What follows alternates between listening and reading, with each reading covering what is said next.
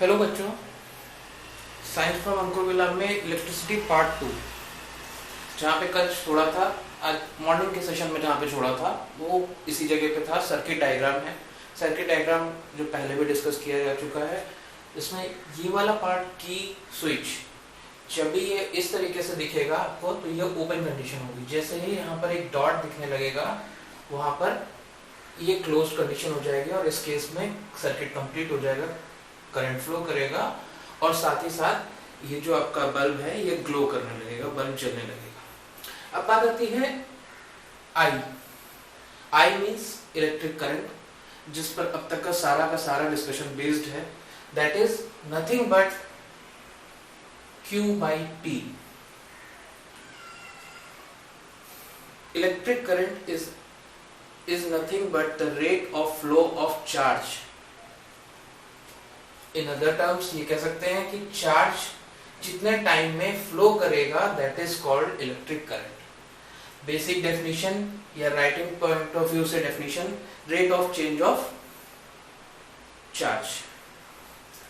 So unit wise बात करें तो Q मींस चार्ज। इसकी जो बेसिक इसकी यूनिट होती है वो होती है कूलम। C से डिफाइन करते हैं, डिनोट करते हैं। T फॉर टाइम, S से डिनोट करते हैं। सो I is equals to coulomb per second और स्टैंडर्ड डेफिनेशन स्टैंडर्ड यूनिट है, SI यूनिट है इसकी ampere, which is denoted by capital A. Okay?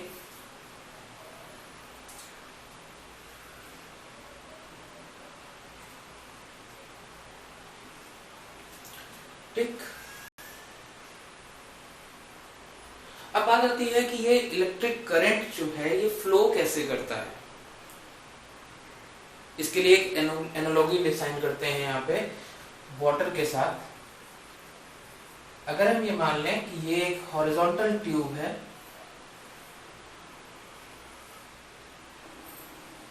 थोड़ा सा यहाँ पे ये है ना, तो ये एक हॉरिजॉन्टल ट्यूब है, एक फ्लैट बैलेंस सरफेस पे रखी हुई है जिसमें पूरी तरीके से पानी भरा हुआ है। पानी किस डायरेक्शन में फ्लो करेगा, इस डायरेक्शन में या इस डायरेक्शन में? कमेंट में फटाफट बताएं कि डायरेक्शन ये किस डायरेक्शन में शो करने वाला है, फ्लो करने वाला है। बेसिकली ये दोनों के दोनों लेवल सेम है and that is why there is no pressure difference. और जब प्रेशर डिफरेंस नहीं होगा तो पानी एज इट इज होल्ड रहेगा यहाँ पर, ना इधर से गिरेगा ना इधर से गिरेगा, ना इधर फ्लो करेगा ना इधर फ्लो करेगा। बट जस्ट इन केस अगर हम इसका कोई भी एक एंड, फॉर इंस्टेंस ये वाला एंड ही इसको ले लेते हैं ऊपर की तरफ, जबकि ये वाला जो एंड है ये यहाँ से इसको लिफ्ट कर दिया और इस वाले को एज इट इज रखा और अब सिचुएशन कुछ ऐसी हो गई। अब पानी वही, सब कुछ वही, लेवल सरफेस से ये यहाँ इतने डिस्टेंस हाइट पर है और ये वाला इतनी हाइट पर है। बट ऑब्वियस है कि यहाँ पर पानी का जो फ्लो होगा वो इस डायरेक्शन में चला जाएगा। एग्रीड? सेम इसी कंडीशन में अगर हमको किसी भी सर्किट में, अगर ये सर्किट में हम इस चीज को यहां से हटा दें, ठीक है, मान लेते हैं कि ये यहां पर है ही नहीं, सिंपल सी एक ये लाइन है, ये सर्किट में कोई करंट फ्लो नहीं करेगा। इस केस में I इज इक्वल्स टू 0 हो जाए, क्योंकि सारी चीजें तो हैं, बल्ब है, की है, स्विच है।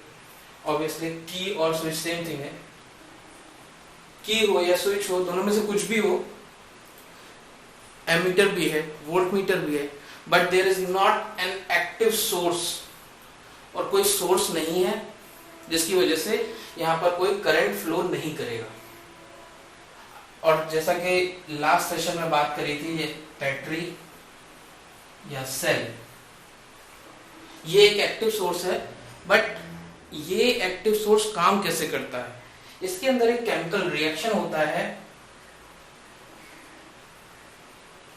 और जैसे ही ये बैटरी को इस सर्किट में इंस्टॉल किया जाता है कुछ इस तरीके से, ये एक कॉम्बिनेशन ऑफ सेल है।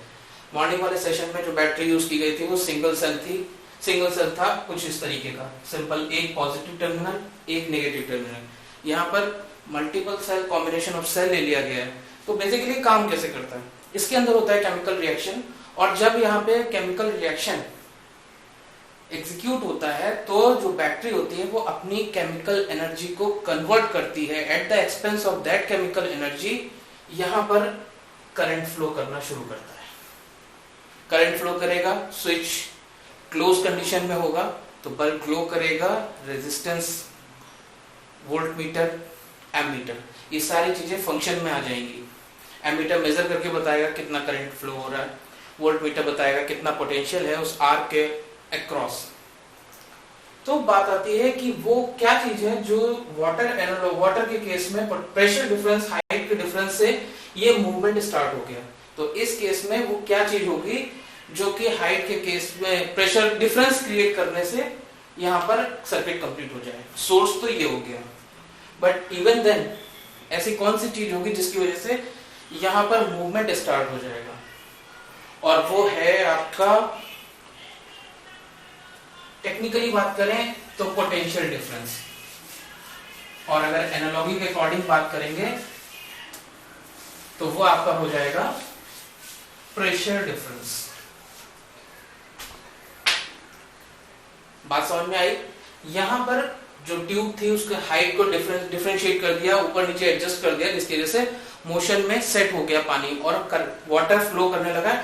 और जो कि हमारे मॉर्निंग सेशन का स्टार्टिंग पॉइंट था कि जब भी कोई चीज कंटिन्यूअस फ्लो करती है दैट कंस्टिट्यूट्स करंट। तो सिमिलरली इस एक्टिव सोर्स के लगने के बाद यहाँ पर एक प्रेशर डिफरेंस और टेक्निकली वो पोटेंशियल डिफरेंस यहाँ पे जनरेट हो जाएगा, अप्लाई हो जाएगा, जिसकी वजह से ये करंट, चार्जेस फ्लो करने लगेंगे and continuous flow of charges constitute the electric current.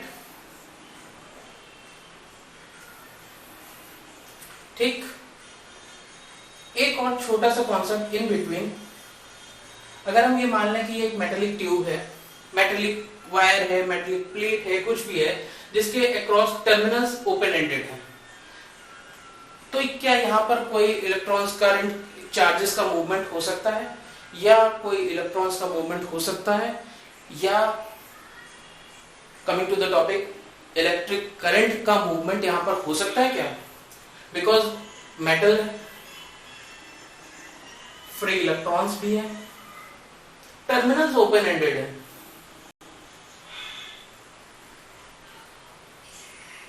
Terminals are open ended, कोई पोटेंशियल डिफरेंस नहीं है, कोई प्रेशर डिफरेंस नहीं है। क्या तब होगा? एग्जैक्टली होगा, बट होगा क्या? वो एक कुछ भी कंस्टिट्यूट नहीं कर पाएगा, बिकॉज यहाँ पर जो इलेक्ट्रॉन्स होंगे वो कुछ इस फॉर्म में होंगे, यहाँ पर होंगे बहुत सारे इलेक्ट्रॉन्स होंगे, इनका हो सिर्फ इतना सा होगा, इनका आउटपुट एक दूसरे को कैंसिल आउट करके जीरो कर देगा, कोई इधर भागेगा, कोई इधर भागेगा, कोई इधर भागेगा।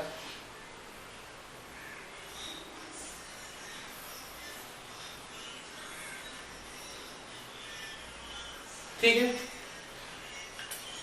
इस तरीके से बात करें ये सारे मोशंस का, हर जगह पे Q है बिकॉज ये एक इलेक्ट्रॉन है, तो एक चार्ज है तो किसी ना किसी टाइम ड्यूरेशन में ये मूवमेंट कर रहा होगा। तो हर एक electron, for example 1 2 3 4 5 6 7 8 9 10 11 12 13 14 15 16 for instance हम ये मान लेते हैं कि यहाँ पर पर्टिकुलरली केवल 16 इलेक्ट्रॉन्स ही हैं, तो 16 टाइप के करंट, 16 अलग अलग means I1 I2 I3 so on I16, ये सारे एग्जिस्ट कर रहे होंगे, बट होगा क्या? इनका जो रिजल्टेंट होगा या नेट आउटपुट होगा that will be equal to 0, क्योंकि ये एक दूसरे के ऑपोजिट डायरेक्शन में मूव कर रहे हैं, रैंडमली मूव कर रहे हैं, तो सारा का सारा जो इफेक्ट है वो एक दूसरे वो कैंसल आउट हो जाएगा, और इस वजह से यहाँ पर नेट करंट 0 होगा। बट इन नेक्स्ट केस अब ये बात कर लेते हैं कि ये एक मेटेलिक वायर है, सेम मेटेलिक वायर है, सेम मेटेलिक प्लेट है, जो भी है, और यहाँ पर एक सेल कनेक्ट कर दिया गया है। अब ये टर्मिनल्स जो है वो ओपन एंडेड है, सेम मेटल है, यहाँ पर भी सेम इलेक्ट्रॉन्स है, यहाँ पर भी। डिफरेंस इज दैट कि ये जो टर्मिनल है ये ओपन एंडेड है और ये टर्मिनल क्लोज्ड एंडेड है। जैसे ये टर्मिनल क्लोज एंडेड हो जाएगा तो यहाँ पर सर्किट कंप्लीट हो जाएगा, एक्टिव सोर्स भी है और एक्टिव सोर्स होने की वजह से पोटेंशियल डिफरेंस डेवलप हो जाएगा, जिसकी वजह से यहाँ पे करंट, क्योंकि जैसा मॉर्निंग सेशन में बताया था बड़े वाले दरवाजे से ही करंट को हमेशा कन्वेंशनली मान के चलना है कि कन्वेंशनली वो वहीं से चल रहा है, तो करंट का सोर्स डायरेक्शन ये रहेगा और इस तरीके से यहाँ पर आपको एक I निकल के आ जाएगा। एंड इन दिस केस ये I1, I2, I3 से लेकर I16 तक जब जाएंगे तो नेट I कंप्लीट I या resultant I is equals to I1 plus I2 plus I3 till I16। ये हो जाएगा इस तरीके से कंप्लीट। ये सारे के सारे जो आईज थे ये रिजल्ट टोटल एड अप हो जाएंगे और एक करंट को कंस्टिट्यूट करेंगे। ठीक है, अब बात आती है कि ये पोटेंशियल डिफरेंस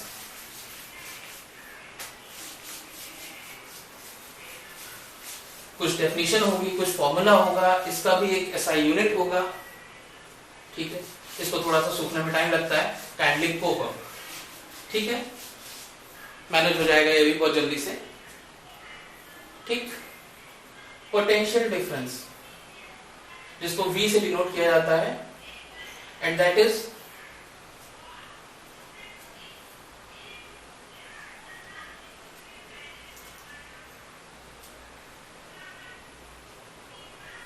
ठीक है, V is equals to work upon charge। Pressure difference is nothing but, यहाँ पे जो इतनी देर से प्रेशर डिफरेंस की बात हो रही थी, टेक्निकली बात करेंगे तो वो हमारा पोटेंशियल डिफरेंस ही है।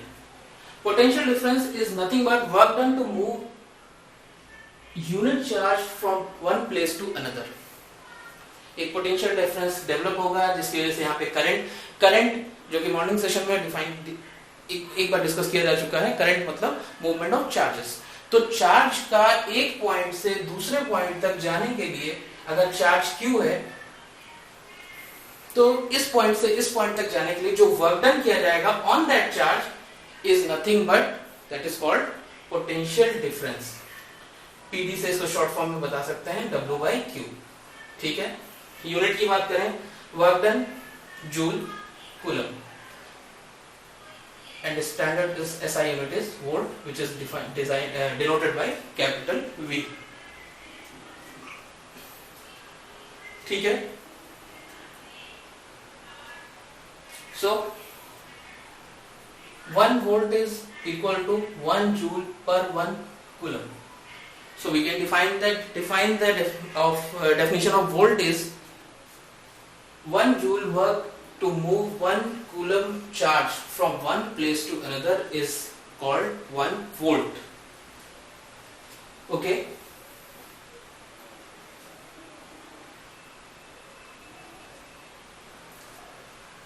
मॉर्निंग सेशन में एक चीज यहाँ पर एक क्वेश्चन मार्क और एक छोटा सा स्टेटमेंट देके छोड़ा था इन दोनों के केस में कि एमीटर और वोल्टमीटर का अरेंजमेंट ऐसा क्यों है। तो अभी भी उसका एक्सप्लेनेशन का पॉइंट की जगह नहीं आई है, बट आपके दिमाग में क्वेश्चन आ सकता है कि पार्ट 2 भी आ गया लेकिन वो दोनों क्वेश्चंस का आंसर नहीं हुआ। सो यहाँ पर अभी उससे थोड़ा सा आगे बढ़ते हुए एमीटर के केस में, एमीटर को सीरीज में इसलिए लगाया जाता है because it allows current to pass through it as it contains almost zero resistance.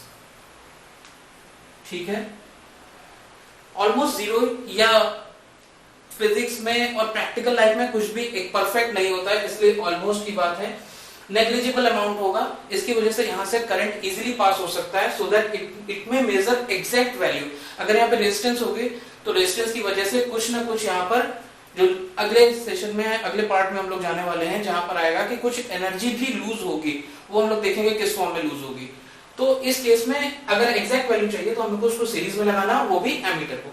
Similarly voltmeter V, इसको पैरेलल अरेंजमेंट में उस तरीके से इसलिए लगाया जाता है टर्मिनल टू टर्मिनल, बिकॉज उसकी जो रेजिस्टेंस होती है वो ऑलमोस्ट इक्वल्स टू इंफिनिटी होती है, इतनी हाई होती है कि करंट वहां से पास नहीं कर पाता है और सिर्फ वो potential difference between the 2 point इसको ही मेजर करता है। ठीक है, सेशन अभी भी लंबा हो गया है, इसलिए इसका पार्ट 3 और पार्ट 4 भी आ सकता है। तो चैनल पे बने रहें, कोशिश करें कि कमेंट करके बताएं कैसा लग रहा है, कुछ भी कमी लग रही है या कुछ चीज छूट रही है या कोई और पॉइंट है जो आप चाहते हो कि इसमें डिस्कस किया जाए, वो कमेंट के थ्रू ही आप हमें बता सकते हैं। Thank you.